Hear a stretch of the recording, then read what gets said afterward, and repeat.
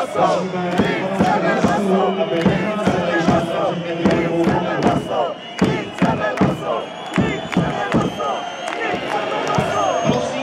pana Tomáše Vosku, aby nemožností se dostavil do boxu časoměřičů. Pan Tomáš Voska, prosíme, nemožností, aby se dostavil do boxu časoměřičů.